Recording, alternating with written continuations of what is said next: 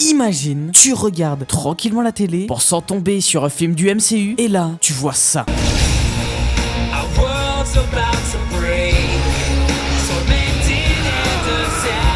Ce moment-là, tu réalises quelque chose. Pendant toutes ces années, t'es peut-être passé à côté d'une vraie dinguerie. Parce que oui, pendant longtemps, il existait une série Marvel, incroyablement bien écrite, qui réunissait Iron Man, Thor, Captain America et plein d'autres héros de l'univers Marvel. Et honnêtement, pour beaucoup de personnages, leurs versions dans cette série sont largement plus intéressantes que celles du MCU. Et dans cette vidéo, je vais donc vous expliquer pourquoi cette série est meilleure que le MCU d'aujourd'hui, en vous racontant toute son histoire, du début jusqu'à la fin. Les héros les plus puissants de la Terre se trouvaient réunis face à un même danger.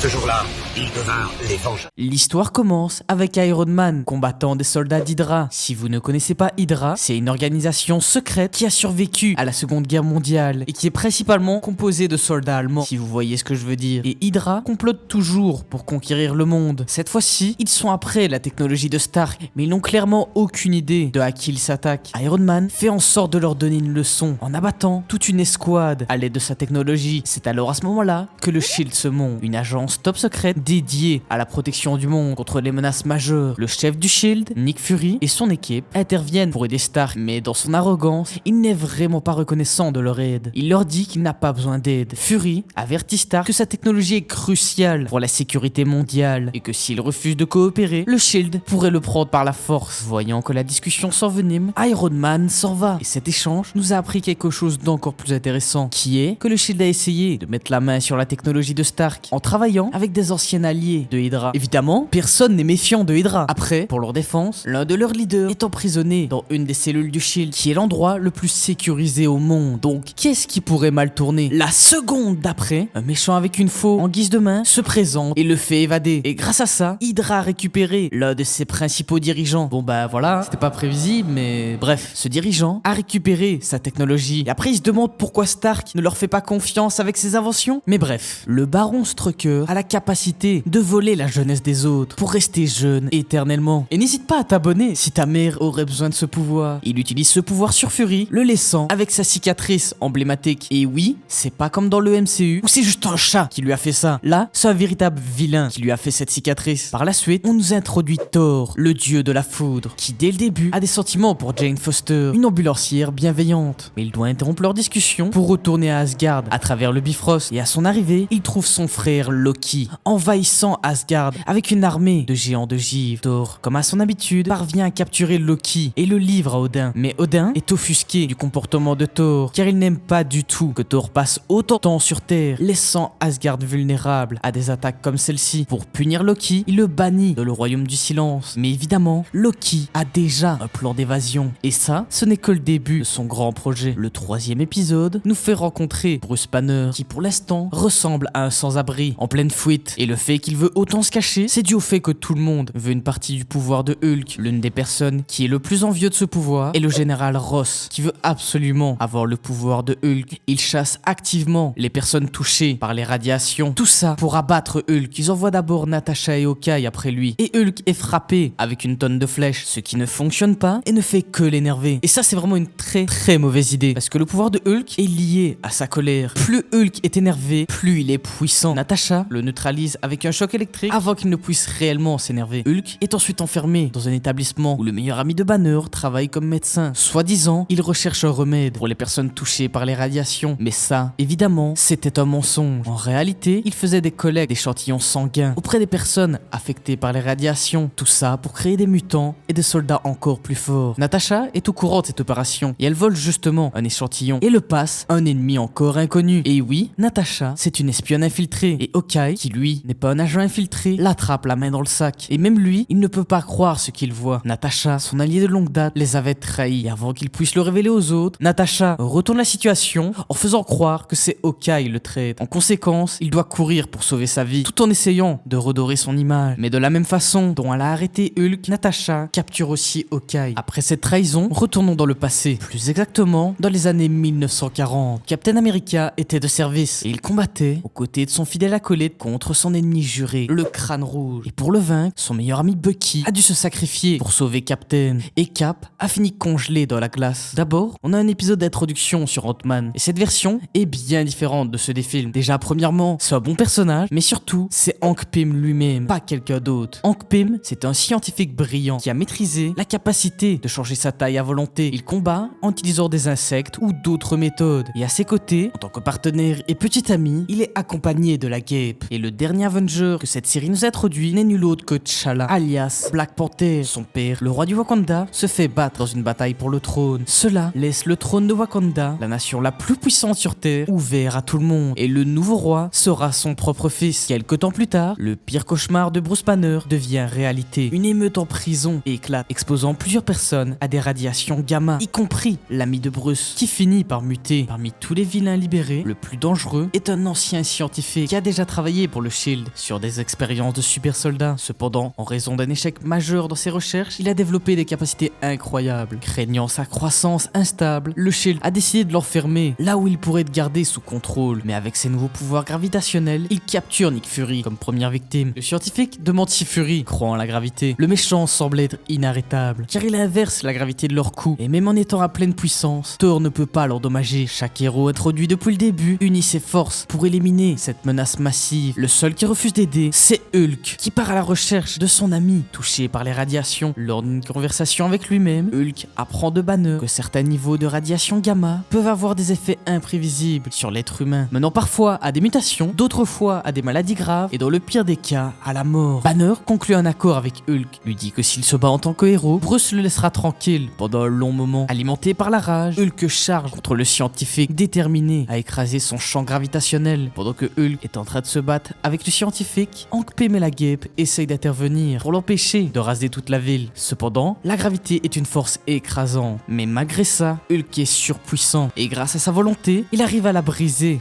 grâce à sa puissance. Même le scientifique n'en croyait pas ses yeux, et il commence à paniquer, sauf qu'il a à peine le temps de réagir avant que Hulk lui déverse toute sa rage. Pendant que Hulk l'immobilise, Thor libère sa pleine puissance. Il électrocute jusqu'à sa soumission, neutralisant le premier méchant de cette série. Nick Fury arrive sur les lieux avec des agents du SHIELD, déclare que Hulk et son ancien ami sont tous deux des fugitifs, mais que pour le bien de l'humanité, ils devraient unir leurs forces et former une équipe. Sinon, Fury n'aura pas d'autre choix que de renvoyer Hulk en captivité. Ne voulant pas abandonner leur allié le plus fort, les héros sont d'accord et forment l'équipe des super-héros, les Avengers. Les Avengers sont officiellement formés à partir de ce moment-là, et c'est aussi à partir de ce moment-là que la série devient vraiment intéressante. Les Avengers apprennent à vivre ensemble et à travailler en équipe. Malheureusement, dès le début, Hulk et Thor ne s'entendent pas. Pour aggraver les choses, une sorcière alliée à Loki trompe Hulk en l'obligeant à s'attaquer à Thor, ce qui mène à un combat entre les deux. Hulk est incroyablement puissant, mais Thor, c'est pas n'importe qui, c'est littéralement un dieu nordique. Après avoir utilisé tous ses pouvoirs, Thor commence à se battre sérieusement avec Hulk, et les deux finissent par détruire une partie de la ville. La Guêpe essaye de communiquer avec Hulk, mais il a failli l'écraser. Heureusement, Hulk parvient à reprendre le contrôle et réalise qu'il a failli perdre l'une de ses alliés, et grâce à ça, il se détache de l'influence de la sorcière. Bien que tout le monde se soit calmé, Hulk s'en veut d'avoir failli blesser ses amis, ce qui prouve que dans cette série, Hulk, c'est pas juste un monstre de colère, c'est aussi un personnage avec une conscience. Après ça, ils se rejoignent avec les Avengers, sauf que la sorcière avait capturé Thor. Heureusement, Hulk et la Guêpe réussissent à la vaincre, elle et tous ses alliés. Ils ont réussi à sauver Hulk, le rassurant en lui disant qu'il n'est pas un monstre. Mais ça, ce n'est pas suffisant pour Hulk. Il se rend alors en Antarctique pour réfléchir à sa vie et à ses émotions. Dans sa tristesse, il lâche un cri qui finit par le conduire à Captain America, qui à ce moment-là ne s'était pas encore réveillé de son bloc de glace. Il avait survécu pendant un demi-siècle. Quand Captain se réveille, il est complètement désorienté, parce qu'évidemment, ça fait plus de 70 ans qu'il est coincé dans la glace. Et donc, c'est un peu compliqué pour lui dans le présent. Il attaque immédiatement Thor avec son bouclier, et il s'avère que ses améliorations de super soldat sont toujours efficaces, même après 70 ans. Il arrive à vaincre Thor et Ant-Man en un temps record. Tout ça grâce à une bonne stratégie. Il arrive en ville, seul seulement pour réaliser que le monde a changé drastiquement depuis la dernière fois. Maintenant qu'il comprend mieux la situation, il rejoint les Avengers, juste à temps pour affronter un nouveau méchant qui prend d'assaut le manoir des Avengers. Ce méchant dévore la guêpe, mais heureusement, elle arrive à s'en échapper. Sauf que le véritable antagoniste, c'était pas ce monstre de purée, c'était un homme avec un bonnet violet. Ce gars, c'était Zemo. Et pour un humain, il est super rapide. Il s'attaque à Captain avec une épée. Sauf qu'heureusement, T'Challa était là pour sauver la situation, inversant la tendance et permettant à Captain America de gagner le combat. Après la bataille, Tony Stark monte à Captain America une photo de son père avec lui, prouvant que Captain a connu le père de Tony Stark. Et justement, Monsieur Stark, fidèle à lui-même, continue de faire croître son empire. Dans le processus, il rachète l'entreprise d'un homme d'affaires en difficulté. Il le vire immédiatement pour cause d'incompétence. Enfin ça, c'était du point de vue de Stark, parce qu'en vrai, c'était juste un gars normal. L'équipe lui rappelle que même s'il ne fabrique plus d'armes, il reste une mauvaise personne pour traiter les gens comme ça. La cruauté de Tony pousse Simon, le gars qui l'a viré, dans les bras de Morlock, qui le transforme en un être d'énergie, s'appelant ainsi Wonder Man. Wonder Man a comme mission de se venger de Tony, et avant de s'attaquer à lui, Simon décide de raser la moitié de la ville, parce que c'est la solution la plus rapide pour attirer l'attention de Tony. Ant-Man essaye de résoudre la situation pacifiquement, mais Tony Stark n'est pas de cet avis. Il s'attaque à Simon, qui lui arrache une bonne partie de l'armure, mais ensuite, les choses tournent mal pour lui. Wonder Man commence à se sentir faible, son énergie s'épuise, et il commence à disparaître. Le seul moyen de le sauver est de l'amener au réacteur d'énergie de Stark, et dans un rare moment d'humanité, Iron Man décide de l'aider. Il emmène Simon au réacteur, mais c'est trop tard pour le sauver. Wonder Man perd le contrôle de son énergie, et dans un dernier effort, il essaye de faire tomber Tony avec lui, mais heureusement, cela ne marche pas. Tony lui avoue qu'il n'a jamais voulu le blesser, il voulait juste le rendre plus fort, et pourtant malgré tout ça, il n'aura pas réussi à le sauver, et Simon disparaît totalement. Bon, on va pas se cacher, dans cet épisode, Tony Stark c'est vraiment une mauvaise personne, mais vous allez voir qu'au fil de la série, il va se racheter et commencer à devenir une bonne personne. Et de toute manière, il est révélé que Simon n'est pas vraiment mort, et qu'il avait été sauvé par l'Enchantress, qu'il avait téléporté pour rejoindre son escouade de super vilains. Pendant ce temps, les Avengers sont dans un vaisseau spatial, en route pour le Wakanda, pour aider T'Challa à récupérer son trône, auprès des lâches qui ont renversé son père. Grâce à cette alliance, cela a permis à T'Challa de rejoindre l'équipe des Avengers, et décide qu'il est temps d'ouvrir le Wakanda au monde extérieur. La série en profite même pour explorer les relations humaines du Wakanda. Après avoir libéré le Wakanda de ses attaquants, nous repassons à Hawkeye, qui est traqué par Black Widow. Il parvient à la capturer et à l'arrêter, car elle est sa seule chance de prouver son innocence. De retour aux Avengers, il se trouve dans une zone infestée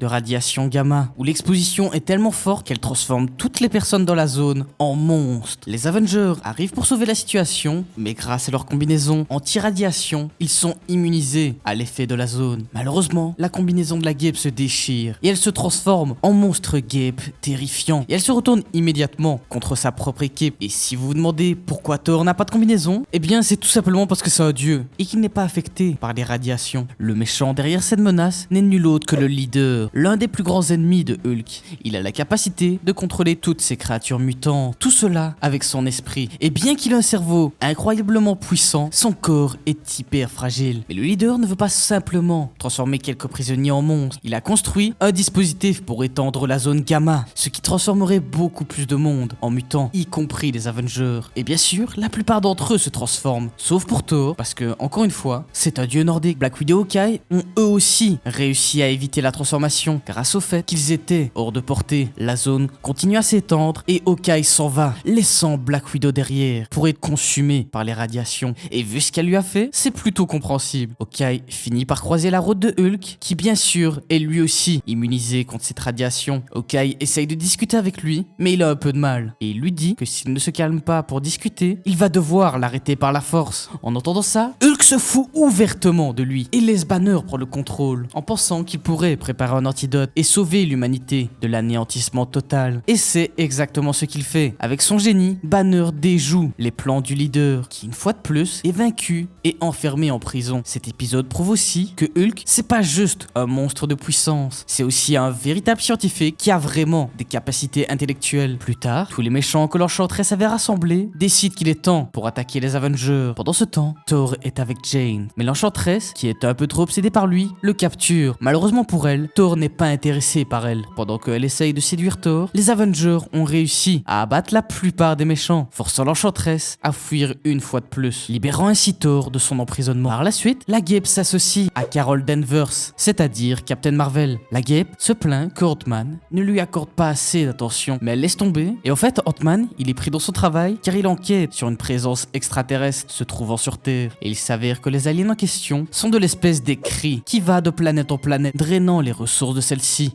Ils sont des ennemis mortels, des Skrulls, une autre espèce qui fait essentiellement la même chose, sauf que eux sont encore pires, parce qu'ils éliminent complètement la civilisation. Les Kree, eux, au moins, ne détruisent pas tout sur leur chemin. Et justement, un guerrier Kree arrive sur Terre pour détruire l'une de leurs machines, qui est un robot de combat massif. Les Avengers décident de l'aider, car cette machine pourrait causer la destruction de la Terre. Et vu la puissance abusée de ce robot, tous les héros concentrent leur puissance de feu dessus, pendant que les autres protègent le guerrier Kree, afin qu'il puisse prendre le contrôle de la machine. Le guerrier y arrive enfin, mais malheureusement, lorsque ce robot est détruit, il enclenche son système d'autodestruction. Et cette explosion pourrait anéantir toute vie sur Terre. Et on pourrait se dire que c'est à ce moment-là que le guerrier Kree va les trahir. Parce qu'en vrai, quand on y pense, c'est un peu bizarre. Il fait partie d'une espèce pour anéantir des populations entières sans se soucier des pertes. Mais apparemment, ce soldat voit les choses différemment. Il décide alors de suivre son propre instinct. Et il déclare que l'humanité vaut la peine d'être sauvée. Alors, il décide de s'envoler avec la sentinelle en dehors de l'atmosphère de la Terre, en se sacrifiant pour éviter la destruction de celle-ci. Il a presque failli en mourir. Heureusement, Stark et Thor se précipitent au dernier moment et le sauvent. Ces actions sont considérées comme une trahison. Le guerrier Kree est alors exilé de son empire, et bien qu'il soit admis chez les Avengers,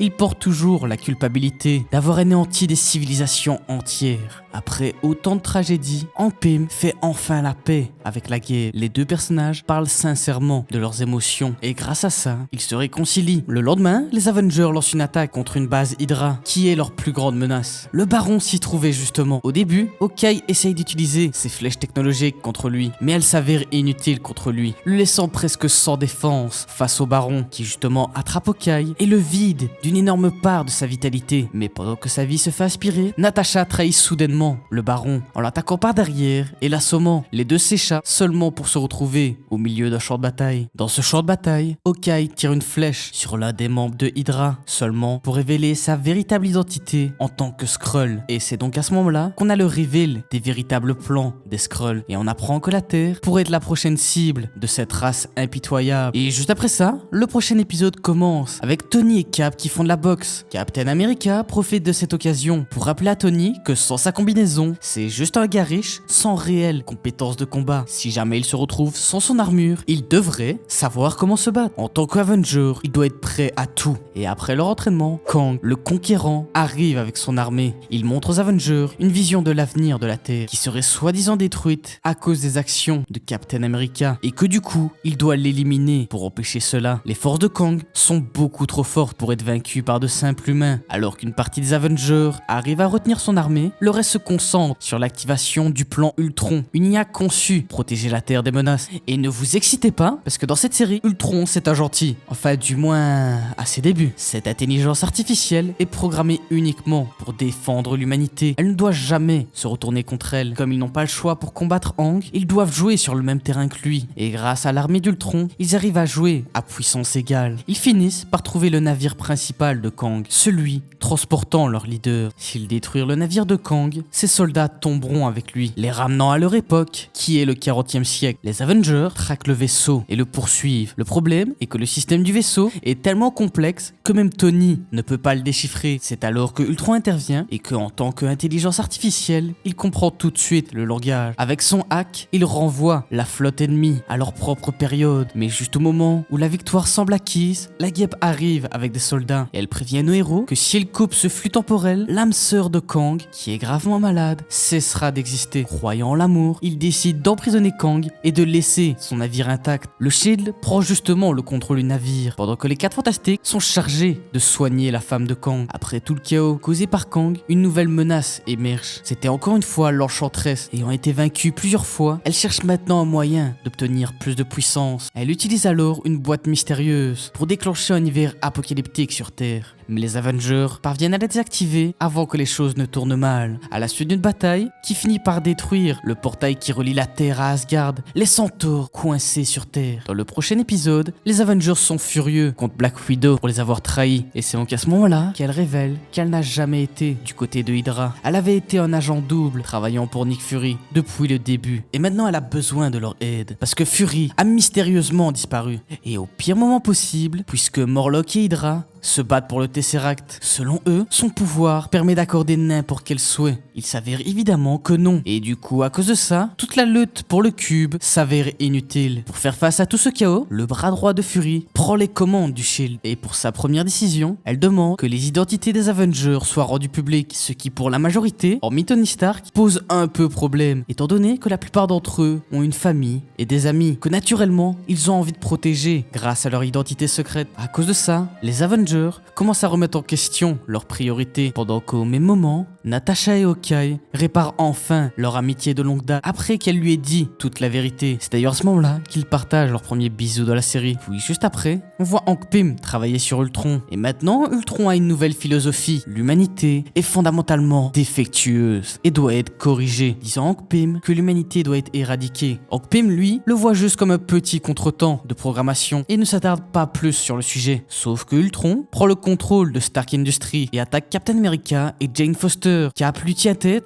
et Hawkeye parvient à éviter l'assaut d'Ultron. Mais ensuite, Ultron utilise toute son énergie pour frapper Thor, qui semble malheureusement être vaincu. Le seul, ou je devrais dire la seule, qui est encore capable de l'arrêter, c'est la guêpe. Déjà, premièrement, elle est assez petite pour être indétectable de Ultron, et deuxièmement, ça d'ailleurs, c'est l'un des points les plus importants de Ultron dans cette série, c'est que puisqu'il a été programmé avec les émotions de Hank Pym, il a lui aussi un amour profond pour la guêpe, à tel point qu'il veut la placer dans une machine pour sortir avec elle. Ultron, maintenant plus fort que jamais, prend le contrôle de toute l'installation de Stark, et même les forces du Shield sont inutiles contre lui. Après avoir déjà écrasé les armées de Kang, Ultron possède le contrôle total. Il prend même en commande les armures d'Iron Man, forçant Stark, toujours dans son armure, à chasser la guêpe. Heureusement, elle parvient à échapper de justesse à l'assaut d'Ultron. Alors que tout cela se passait sur Terre, Thor était tranquillement avec l'Enchantress, car elle avait utilisé sa téléportation pour le sauver. Mais bien sûr, elle faisait ça pour son propre plaisir, en essayant de le transformer en l'un de ses pions. Thor retourne finalement sur Terre pour combattre Ultron. Grâce à Mjolnir, il affaiblit l'IA, pendant que Hank Pym travaille sur un moyen de mettre fin à Ultron une bonne fois pour toutes. Juste au moment où Ultron est sur le point d'abattre Thor, Hank parvient à le désactiver, sauvant ainsi tout le monde de la menace d'Ultron. Après cette victoire, le commandant du Shield blâme Hank pour avoir créé Ultron, et en soit, ils ont pas tout à fait tort, sauf que si Ultron n'avait pas été créé, il n'aurait jamais pu vaincre Kang. Mais à cause de sa culpabilité, Hank décide de quitter les Avengers, et pour ne pas la blesser plus que ça, il rompt avec la guêpe. Pour la fin de la saison 1,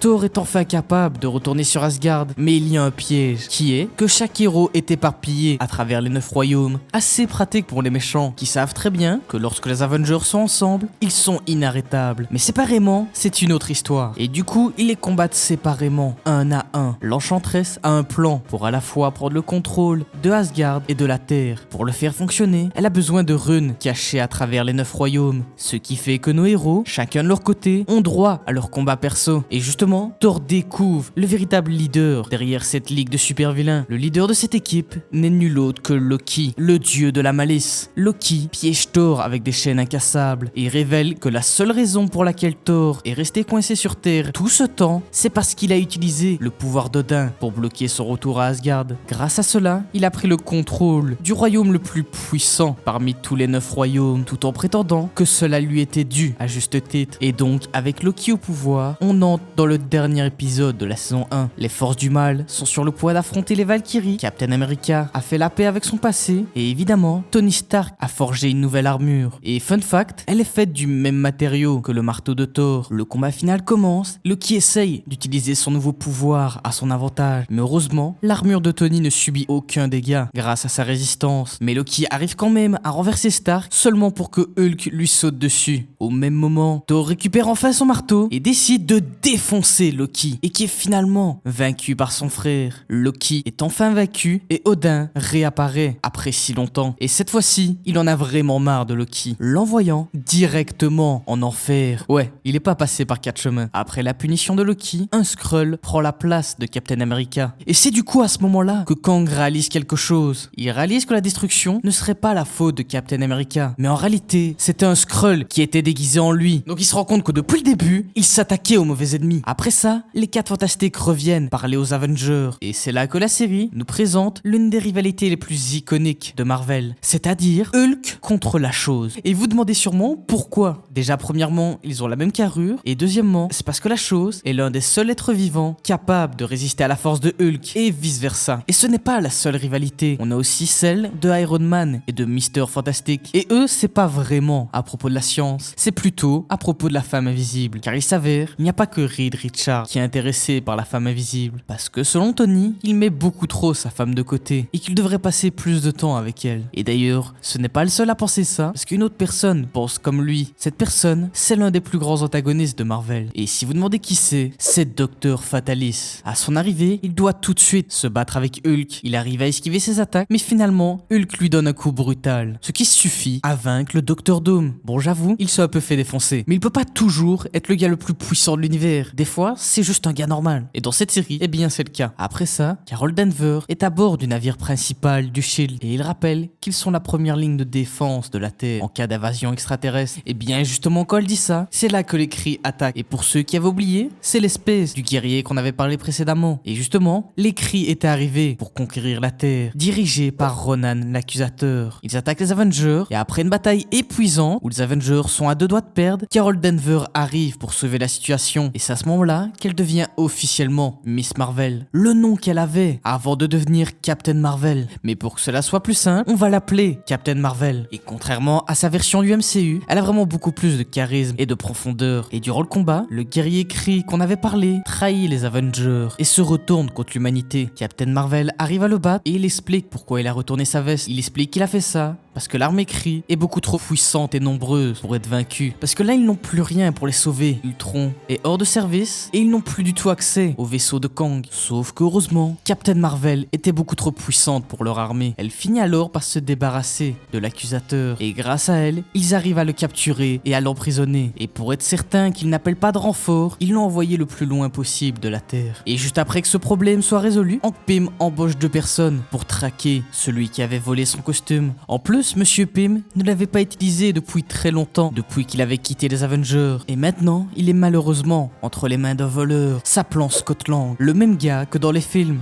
Il utilise ses capacités de changement de taille pour voler de l'argent. Mais on découvre qu'il ne fait pas ça par cupidité. Il fait tout ça pour essayer de sauver sa fille, qui est gravement malade. Même si ce n'est pas de la manière la plus éthique, il fait ça pour le bien de sa fille. En plus, il avait des problèmes avec la mafia. Et vu qu'il voulait démissionner, il utilise sa fille comme levier de pression. Mais avec l'aide de Hank Pym, Scott parvient à la sauver, ce qui conduit à une résolution remplie d'émotions. Quelques temps plus tard, Nick Fury revient. Et cette fois-ci, il ressemble beaucoup plus à sa version du MCU. Et honnêtement, pour le design, ils ont fait le bon choix. À son retour, Nick Fury apporte de mauvaises nouvelles. L'invasion des Skrulls avait déjà commencé et à s'infiltrer chez tout le monde, y compris dans le SHIELD et même dans les Avengers. Et à cause de cette situation, la paranoïa commence à se répandre, car personne ne peut être vraiment sûr de qui sont vraiment leurs alliés. En conséquence, les Avengers se tournent l'un contre l'autre, ce qui entraîne des combats intenses entre chacun. Et ça, c'est justement la stratégie des Skrulls. Eux, ils ne font pas des invasions directes, ils font des invasions petit à petit et se glissent dans les rangs de l'ennemi, détruisant ainsi leur système de l'intérieur. À cause de ce problème, Tony Stark décide de quitter les Avengers et Captain America prend le relais. Et comme nous le savons tous, il est au fait un imposteur. La prochaine étape des Skrulls est d'abattre Hulk pendant qu'il se repose, parce que c'est l'un des seuls Avengers qu'ils ne pourront jamais battre en confrontation directe. Mais avant cela, Bruce Banner est forcé de faire face à Hulk rouge, qui pour résumer, est identique à lui, sauf qu'il est rouge. Oui, ça va pas plus loin que ça. Incapable de gagner, Hulk finit par être accusé de destruction massive. Captain America promet de prouver son innocence, sachant que sa véritable identité était un Skrull. Il manipule Hulk, le forçant à se rendre à ce moment-là, car il lui explique que riposter ne ferait que causer plus de destruction et aggraver les choses pour lui. Avec la dernière ligne de défense de la Terre neutralisée, les Skrulls décident qu'il est temps de lancer une invasion à grande échelle. Et depuis quelques minutes, une question vous trotte l'esprit. Mais où est le vrai avec Captain America. On peut se dire qu'il a probablement été éliminé, mais évidemment c'est un Avenger. Ça n'aurait jamais pu lui arriver. Du coup à la place, ils ont choisi de le garder en vie, enfermé dans un des vaisseaux des Skrulls. Parce que s'il est toujours en vie, ils peuvent extraire autant d'informations que possible sur les Avengers, en l'utilisant pour les faire tomber un par un. Et puisqu'aucune forme de torture n'a fonctionné sur Steve Rogers, il décide de se déguiser en ses amis, prétendant être venu le sauver. Mais le Capitaine voit clair dans leur jeu et les fait tomber avec facilité. La seule façon de s'échapper de cette prison est de faire équipe avec d'autres prisonniers, comme Viper, l'un des guerriers, et un groupe de random. Ils unissent leurs forces pour s'évader. C'est d'ailleurs à ce moment-là qu'on apprend l'origine tragique des Skrulls. Leur planète natale avait été détruite par le tout-puissant Galactus, ne leur laissant pas d'autre choix que de survivre en tant que parasites sur d'autres planètes. Les Skrulls se dirigent vers la Terre, déguisés en Avengers, pour brouiller l'esprit de Carol Danvers. Ils savent que pendant l'invasion Kree, elle a été l'une des principales raisons de leur défaite. Leur plan est donc d'atteindre le Wakanda pour mettre la main sur le vibranium.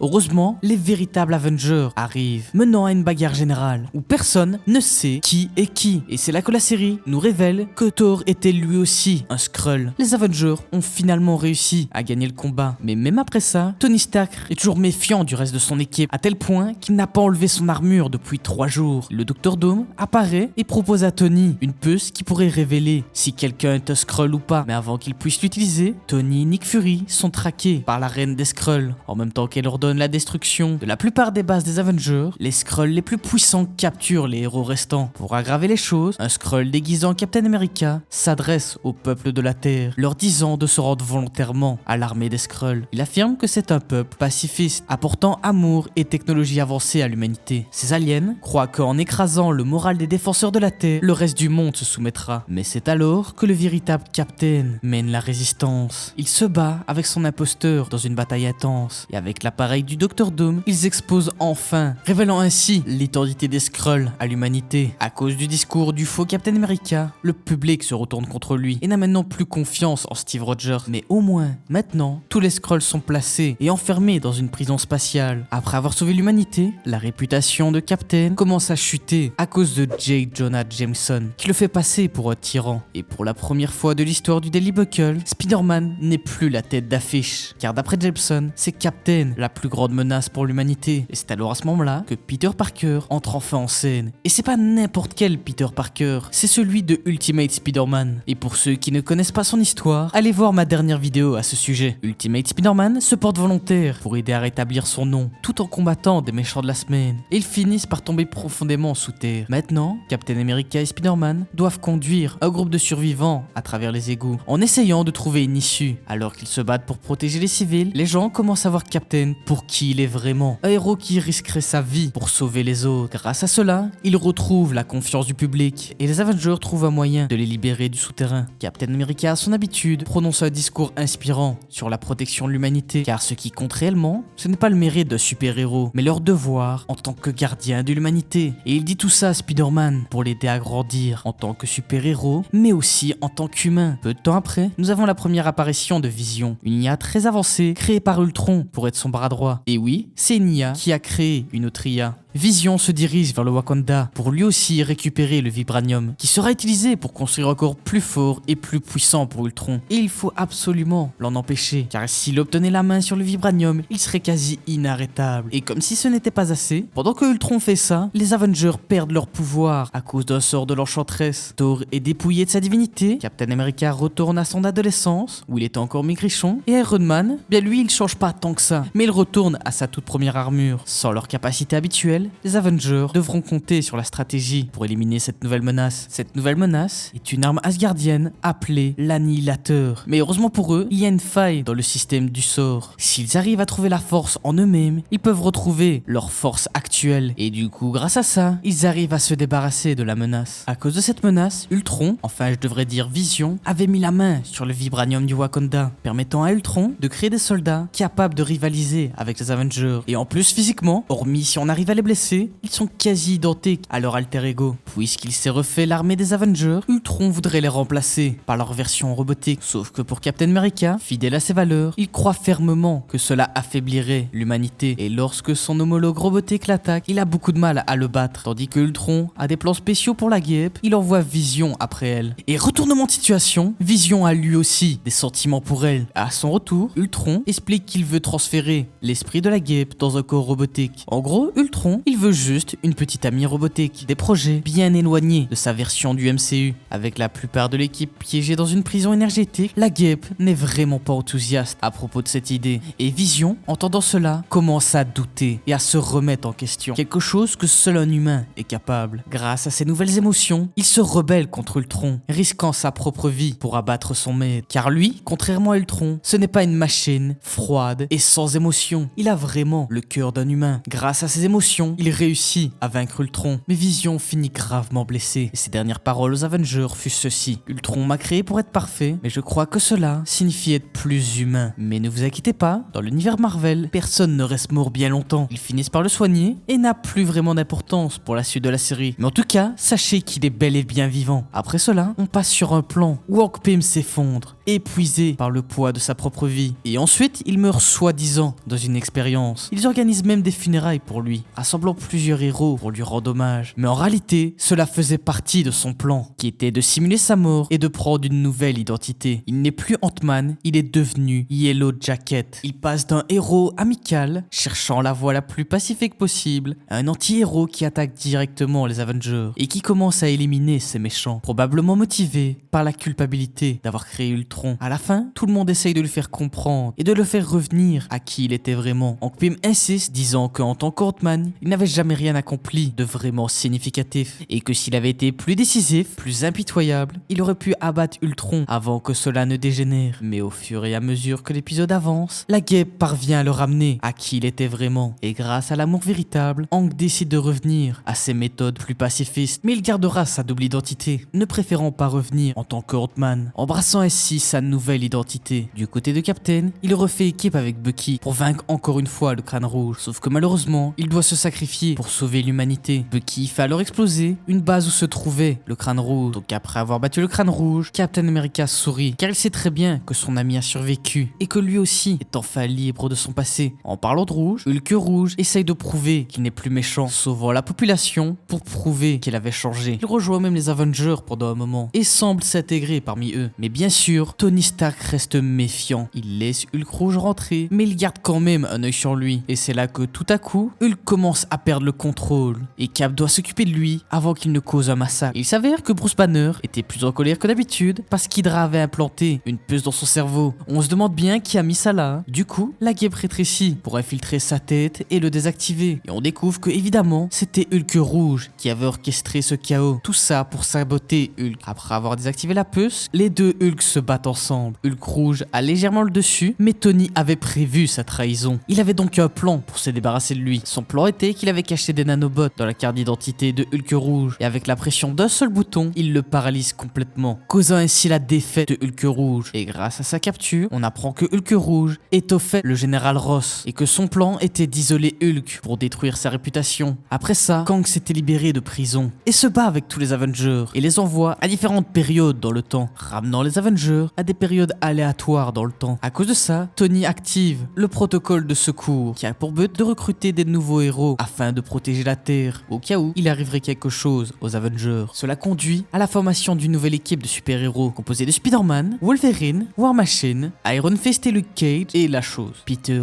utilise son cerveau pour inverser la machine de Kang et ramener tous les Avengers dans le présent. Tous ensemble, ils arrivent à vaincre très facilement Kang. Tony, impressionné, veut donner à Spider-Man sa carte officielle des Avengers. Et avec cela, la série établit que les nouveaux Avengers font officiellement partie de l'équipe. Et à partir de maintenant, on entre dans le dernier arc de la série. Les Kree sont de retour et décident d'envahir totalement la Terre en réalisant la vision de destruction totale de Kang. Il s'avère que tout cela faisait partie de leur plan pour anéantir les défenses de la Terre. Et c'est seulement maintenant qu'on apprend que la Terre est au fait un point stratégique dans la galaxie. C'est pourquoi une majorité des races d'aliens semblent prioriser la Terre plutôt que les autres planètes pour contrer les invasion, les Avengers sont équipés de leur équipement spatial et s'en vont vers le vaisseau du général Kree. C'est là qu'ils tombent sur ce guerrier qui est incroyablement puissant. Pendant qu'ils se battent avec lui, Black Panther est en mission de recherche près du soleil. Mais quelque chose arrive à son vaisseau et il commence à dériver. Cela met Captain America dans une mauvaise situation. Il doit soit sauver T'Challa ou s'en tenir à la mission et empêcher la prophétie de Kang de se réaliser. Sous le poids de la décision, il fait un choix difficile. Il décide de s'en tenir à la mission et Black Panther approuve sa décision, se sacrifiant pour sauver les habitants de la Terre. Mais les Avengers n'ont pas le temps de faire leur deuil qu'une armée massive arrive pour les attaquer, encore plus nombreux que la dernière fois. Et je crois que vous avez oublié quelque chose. Il y a pas si longtemps, je vous avais dit que dans l'univers Marvel, personne ne reste mort bien longtemps. Et bien T'Challa n'échappe pas à la règle. Il rejoint les Avengers et explique qu'il a utilisé le système de téléportation de son navire à la dernière seconde pour se sauver. Après ce faux sacrifice, les Avengers rencontrent le Seigneur des Kree, s'appelant l'intelligence suprême. Il est le plus puissant de son espèce, agissant comme un esprit de ruche des anciens Kree. Et il apprend à nos héros que malgré leur pouvoir écrasant, ils ont un potentiel évolutif limité. En gros, ils vont toujours rester comme ils sont. Mais nous, les humains, avons un potentiel illimité, quelque chose que les Kree ont perdu il y a des années. Et c'est donc pour ça qu'ils sont autant intéressés par la race humaine. Ils voudraient exploiter notre capacité d'évolution pour les utiliser à leur fin. Captain Marvel essaye l'approche diplomatique, mais évidemment, cela ne marche pas, car les Kree ont besoin d'expérimenter sur les humains pour comprendre ce qui les rend si différents. Les Avengers ne faiblissent pas, et Vision revient et sauve la situation en prenant le contrôle de l'intelligence du chef des Kree, réussissant à l'anéantir de l'intérieur. Et c'est donc après cette victoire que Captain America suggère que Captain Marvel devienne le nouveau leader des Avengers. Et ceci aurait pu être la fin de la série, mais il reste encore un dernier épisode. Dans le dernier épisode de la série, Galactus envoie son héros sur Terre pour avertir que la planète est sur le point d'être dévorée. Les Avengers, apprenant cette nouvelle, essayent de comprendre la puissance pure de Galactus à l'arrivée de l'entité cosmique géante, mais tous unis contre Galactus, ils arrivent à lui tenir tête, permettant à Hank Pym et Tony Stark d'envoyer Galactus dans la dimension d'antimatière, concluant la série sur la défaite de l'un des personnages les plus puissants de l'univers Marvel. Et ça, c'était l'histoire de Avengers, l'équipe des super-héros.